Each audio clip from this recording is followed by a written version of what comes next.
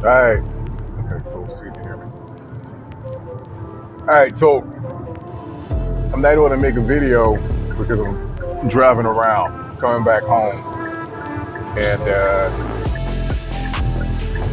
don't have my equipment to make a video. So I'm just gonna make a little audio. I'm gonna try to mash it up because all this stuff happened with Lamarcus in the last, I don't know how it is. It just happened recently. So I'm gonna need to talk about it. So yeah, you know I'm gonna talk about this shit. You know I'm gonna talk about it because I just seen it. Just seen it on, I've just got off of social media in these groups, and I've been on YouTube. I've been watching these reaction videos, and I'm getting tired of y'all, bro. I'm getting tired. I'm getting tired of it. Just simple and plain. Like, I'm getting tired of it. Like, all this, if I see one more person say, all this to beat such and such, all this to beat a 36-year-old man, you have to be the dumbest. Like, I feel like that makes me want to strangle you. I cannot believe people this dumb.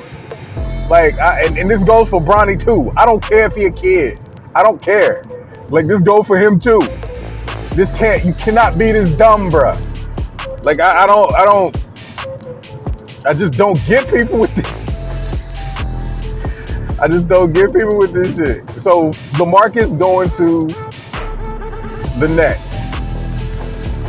So, Lamarcus, Blake, James Harden, key acquisitions for the Brooklyn Nets to go along with KD, Kyrie, and DeAndre. Bruh, that's not KD's fault. Like, I don't understand. Like, where's the disconnect coming from? Like, I'm trying to figure out what is so hard for you guys to understand. Like, if Bron is recruiting people and they don't want to play with him, but they rather play with KD, that's not KD's fault. That's not KD's fault. If Golden State recruits KD and asks KD, hey, come play with us, we have a really good chance to win a couple of titles, and KD goes, what difference does it make? You can talk about competitive nature, all this other stuff. Look, the competition is different between now and back in the 90s. This isn't the 90s. This is, to be honest with you, it's more close to the 80s, because this is how teams were built in the 80s. Free agent acquisition, good draft picks. They had the stacked teams. Look at all the stacked teams that were in the 80s. You had the 76ers that had 5 Hall of Famers on it, or 5 future Hall of Famers on it, 4 or 5 at one point in time, especially when Charles Barkley got drafted. Then you got the Boston Celtics. In 86, they had 5 future Hall of Famers on it. Bill Walton was an acquisition. Dennis Johnson was an acquisition. Robert Parrish was an acquisition. Not that year, but he wasn't originally on the team. They didn't draft him.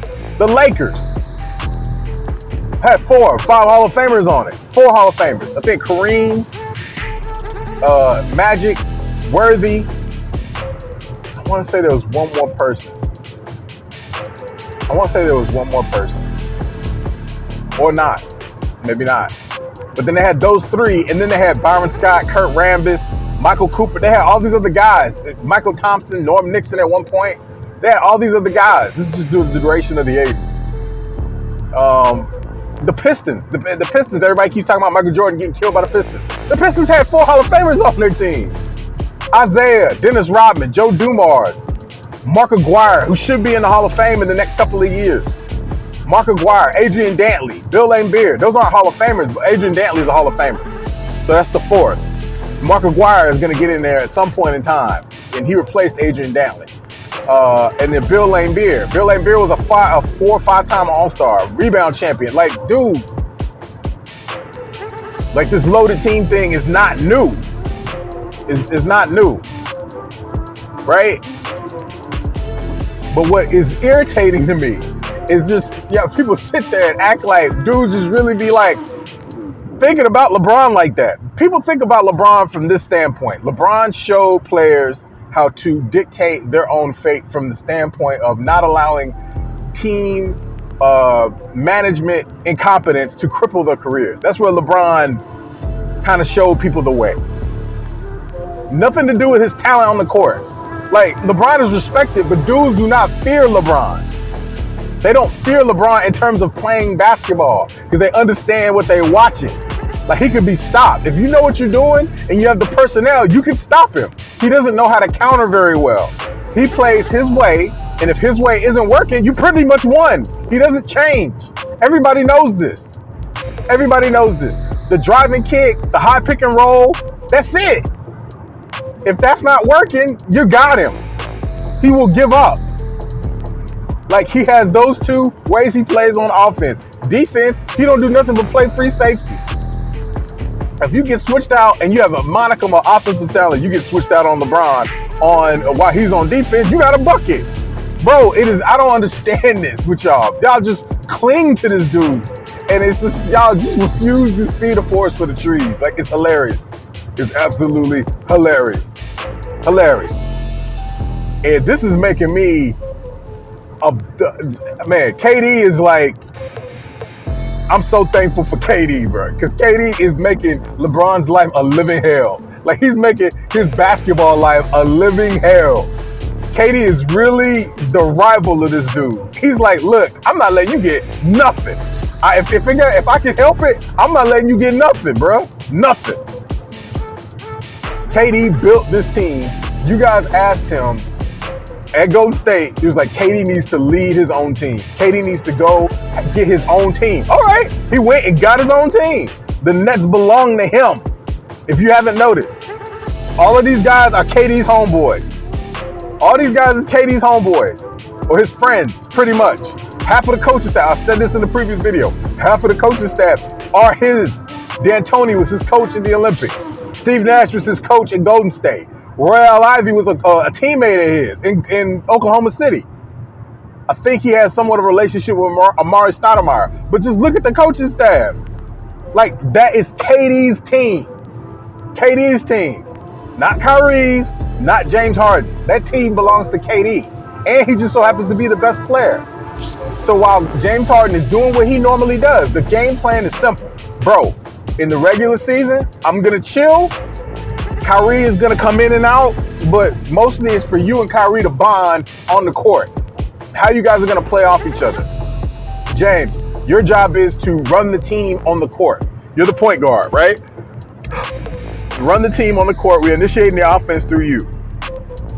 And then what we're going to do is we're going to take the Golden State Warriors offense and we're going to take the Houston Rockets D'Antoni offense and we're going to blend them together. So we're going to have the spacing and we're going to have the back cuts, the movement, things like that. We're going to do both of them. And then we're going to have the personnel to where whenever we sub out, these teams are not going to be able to catch their breath. They're not going to be able to say, oh, well, the three are off the court. Now it's time to take blah, blah, blah, blah. Now it's time to do what we need to do. No. We're going to have enough personnel to where either one of us is going to be on the court in conjunction with Blake, Lamarcus, DeAndre. Like, two of those guys are going to be on the court.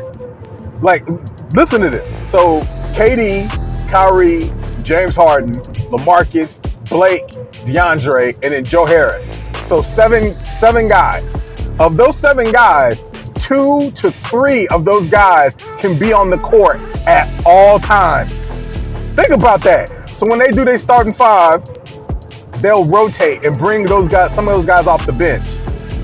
Those seven of those guys, 7 of those guys, 3 of them will be on the court. Now, this is the funny part, and this is probably not going to happen. Now, if this happens, I'm going to die laughing. This is what you don't understand. This is what you don't get, or a lot of people aren't talking about. If by chance, if they play until maybe late May, maybe early June, I'm going to check. I'm going to double check my phone. But what happens if Dinwiddie comes back? Think about that. If Dinwiddie comes back. So if they have Dinwiddie with these other pieces, that's 8 deep. They're 8 deep of legit NBA star level players. 8 deep. 8 deep. Because LaMarcus and Blake can still play. They're still star level players. If you put them on most of the teams in the league, they'll either be the second or third best player on 80% of the teams in the league. second or third. So they're still high quality players. DeAndre Jordan, I wouldn't necessarily call him a star per se. He's just maybe I'm going to calling him a star, but he's in that group. He's in that group. He's a former All-NBA performer and whatever. So you got to throw him in there. And then you got Dinwiddie and Joe Harris who are on the come up. And then we're not even talking about, and then this is where it gets really fun. So then you start getting into the 10th and the 12th man.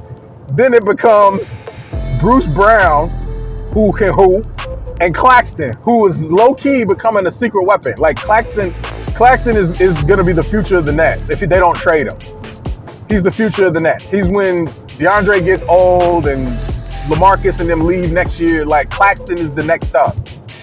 So then you got those. It's chess, not checkers. Dude, KD really just built. It's pretty much the Warriors. He recreated the Warriors. Y'all asked him to go do it, and he went and did it. Y'all asked him, you said KD needs to go build his own team, or KD needs to go get his own team. Okay. He did it. He put it together.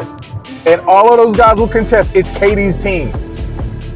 It's KD's team. He's the best player. Not only is he the best player, he's the architect.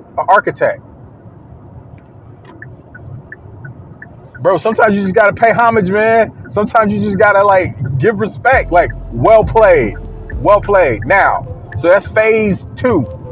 So phase 1 was actually getting to Brooklyn and then starting to put the trades in motion. So that's what KD needed to do. Phase 2 is actually, getting these pieces. So Blake, Lamarcus. Drummond is still out there, but I don't think they can get Drummond. There's no way.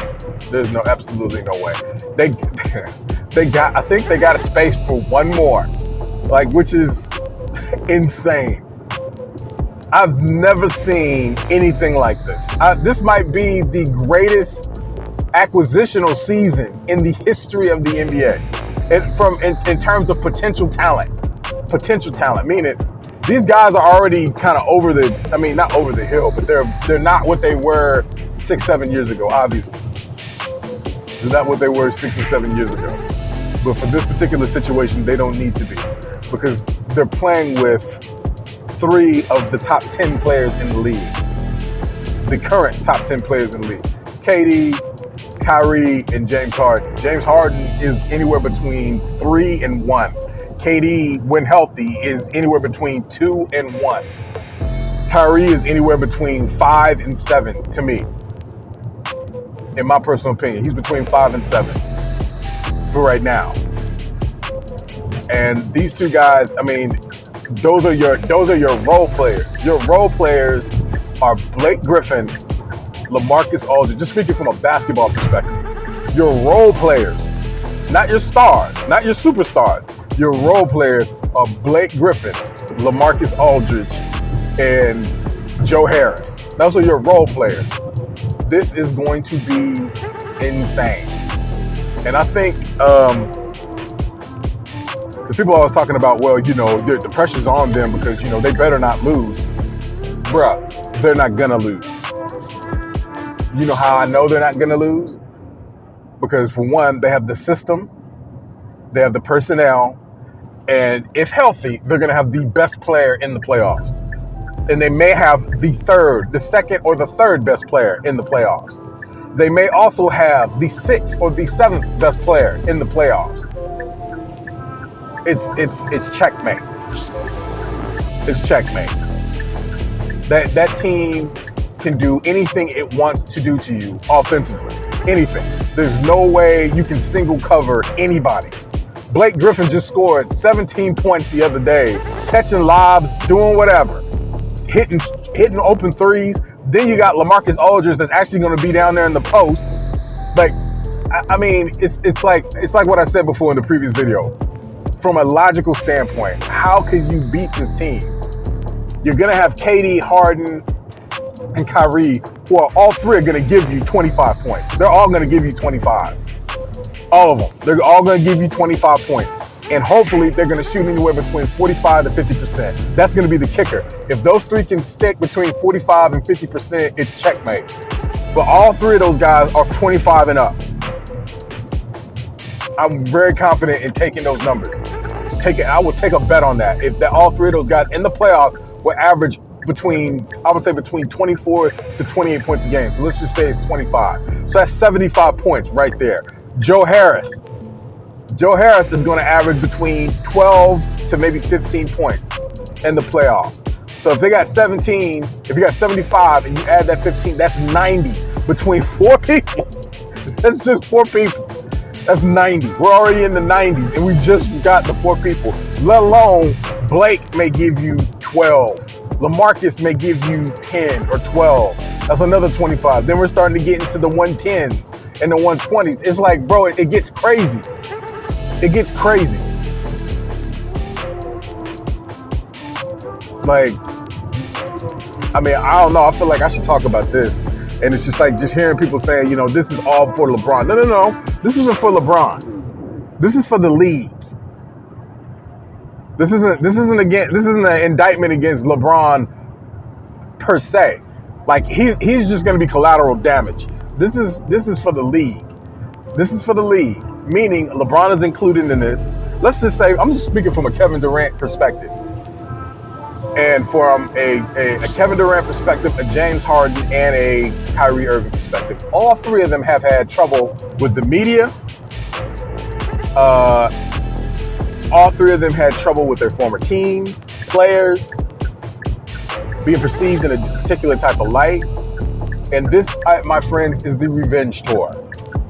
They are going to ruin this for you. Okay, cool. If you're going to treat me like this, I will ruin this for you. I will make your job irrelevant.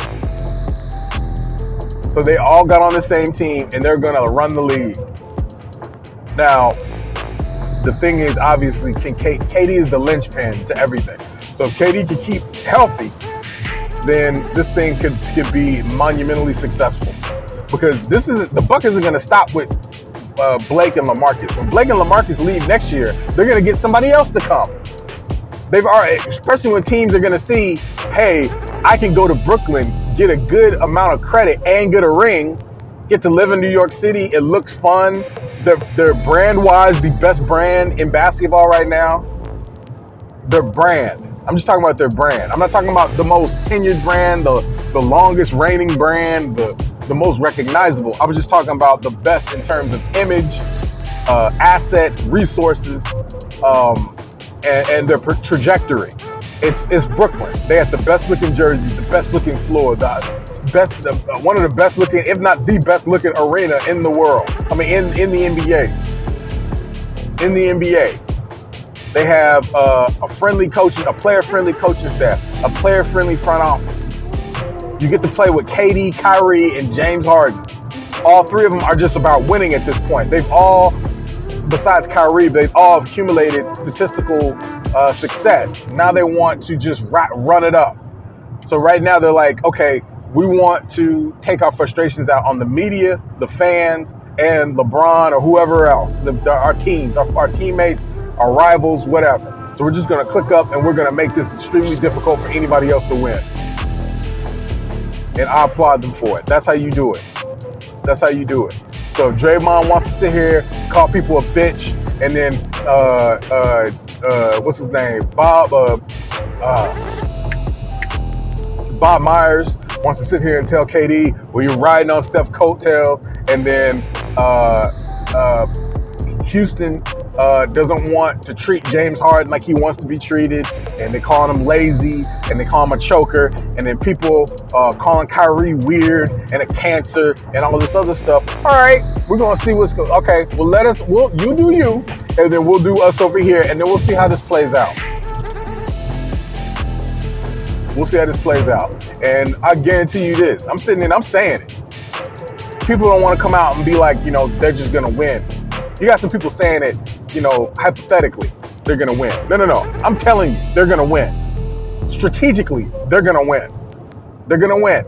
If KD stays healthy, I feel like KD is the linchpin to everything. Because when the defenses lock up, the lanes become clogged, the refs swallow their whistle, KD is the one guy out of those three main guys who can still maintain his game. Kyrie won't be able to dribble all of that once if the defense gets more physical. James Harden won't be able to dribble like that when the defense gets more physical. He won't be able to drive to the basket if the refs aren't blowing the whistle. Like, he'll have to strictly rely on his jump shot, just like he had to do it in Golden State, or when the Rockets played Golden State a couple of years ago, and Golden State locked down the paint and the refs weren't calling the fouls like that. He had to rely on threes. That's where he missed all those threes. He has to rely on it. It's different for where you can pace your game, mix up driving, getting to the line, and shooting threes. When two of those things are taken away from you, and you have to solely rely on one weapon, butts start to get tight. You start to panic. Because you have to do this, as opposed to it just being an option. KD, okay, if you want to lock up the paint, if you don't want to send me to the line, I'll just sit here and mid-range you to death. You can't take that away from me. That's how dangerous the mid-range is. You cannot take that away from me. The mid-range is you and me on an island. Can you stop me from making this shot? More likely, no, you can't. That's why KD is so dangerous in the playoffs, because he has his mid-range. He has the mid-range. You cannot. That's a playoff killer.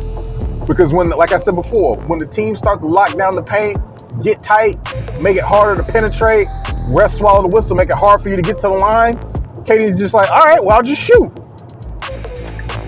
I don't need to go back and rely on long distance shooting, which is a horrible shot. And in the playoffs, it's a horrible shot because you're not making it. Because when the pressure's on, bro, your percentage is gonna go down. You got to learn how to shoot that mid-range. KD's the master at that. That's going to be the difference between Harden and Kyrie being able to win by themselves and not. Win on this team and not. KD's going to hit that mid-range. KD's going to be their best player in the playoffs. James Harden, his job was to be the best player during the regular season and to bond with Kyrie and to get these role players kind of used to their roles. Now it's going to be kind of ingratiate the new pieces. Now, if that's going to be taken care of when it comes time for the playoffs, that's when KD will come back. And then KD's job is to be the best player in the playoffs. And I personally think it's going to go like this. Kyrie is going to be the best player, is going to be the person that's going to shine in the earlier rounds. KD's like, all right, you take the earlier rounds. The Eastern Conference Finals and the Finals is me. It'll be my time to finish it. KD will be the closer. Like, that's how it's set up, and I think that's perfect. James Harden, do what you do. The regular season, do what you do. Kyrie, earlier rounds of the playoffs, do what you do. KD, bring us home. And I think it's going to work. Everybody just stay healthy. If everybody can stay healthy and everybody can learn their roles by the time the playoff starts, it should be not easy, but it should work. It should work. And I think maybe they need a month with Kevin. Just 1 month of him playing games, them kind of getting reacclimated. I personally think KD's injury isn't really an injury at all. I think he's taking time off. He may have like a little tenderness somewhere, but it's not as bad as they're making it seem. I think he's taking time off so he can do what he needs to do from a team building perspective. I think KD is out instead of on the medical table. KD's on the phone. He's trying to put together these deals, trying to get this team stacked up. That's what I think. I think KD's just chilling because his job is to rest and finish rehabbing. Like, they want to make sure he's fully rested and healthy for the playoffs. That's what I think. I don't think he's seriously injured. I think he's resting. And I think Kyrie's job is to bond with Harden and to get familiar with Harden. And then they're going to let him rest ever so often. And then they're going to let Harden rest ever so often. Like, they're playing chess, not checkers.